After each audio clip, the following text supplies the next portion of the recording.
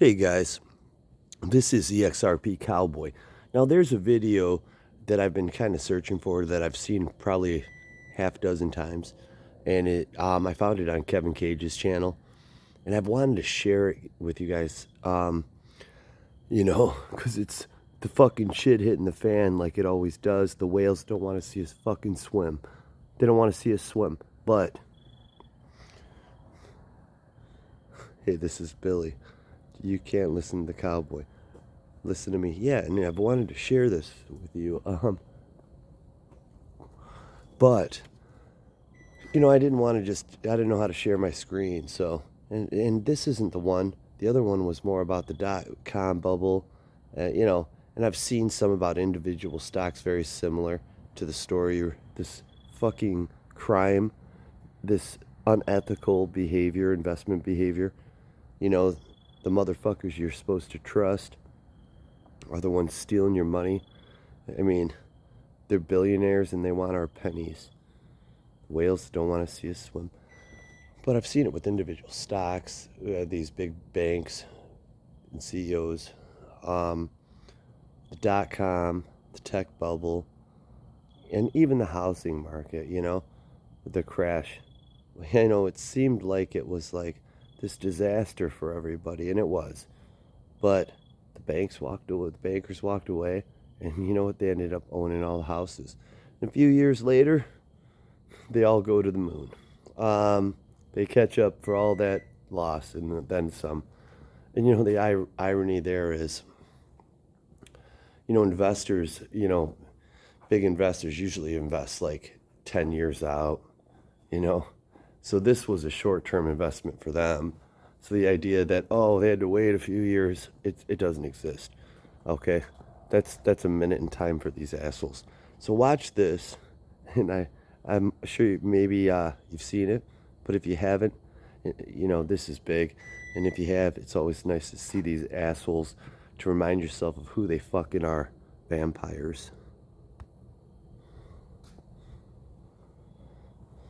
What's up guys, Kevin Cage here with another crypto update. We're going to kick this video off with a must-see clip explaining how the game is played by the world's largest banks and institutions and why they want to buy crypto cheap. We already know at least a couple dozen of the world's largest exchanges and institutional banks that are entering the crypto market and opening crypto trading desks. Whether it's DeFi, crypto custody, or crypto trading. Organizations including Bank of New York, Fidelity, Charles Schwab, State Street, Goldman Sachs, BlackRock, NASDAQ, Cboe, DBS, Singapore's largest bank, Bank of America, Citi, Morgan Stanley, UBS, JP Morgan, HSBC, Sberbank, etc. And here's a quick clip of Teeka Tiwari, and he was one of the youngest employees over at the Lehman Brothers years ago, explaining that what we're seeing in the crypto market is exactly what we've seen before with the world's largest investors. On September 12th, Jamie Dimon says Bitcoin is a fraud. He says he'll fire any one of his traders buying Bitcoin.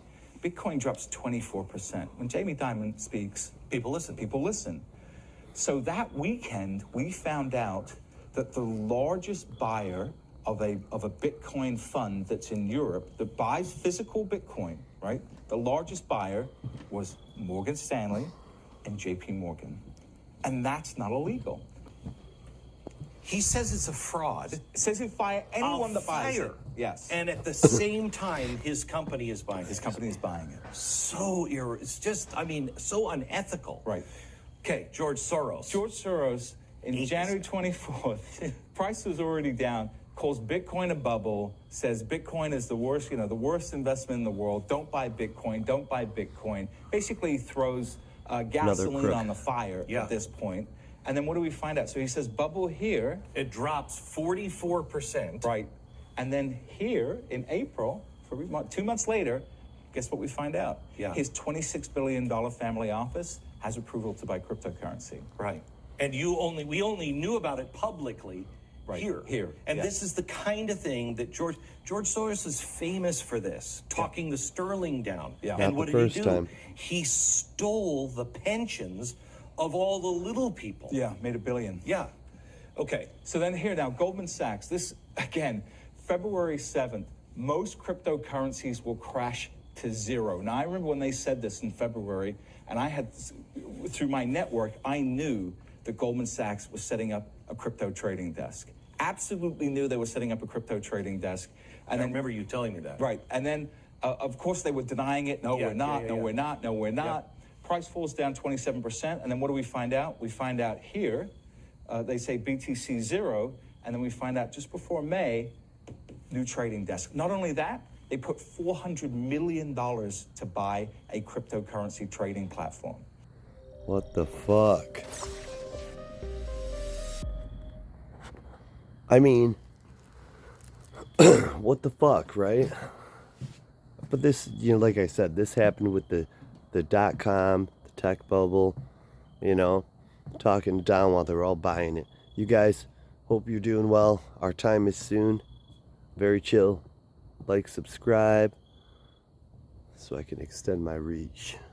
My fucking roadies, my dreamers.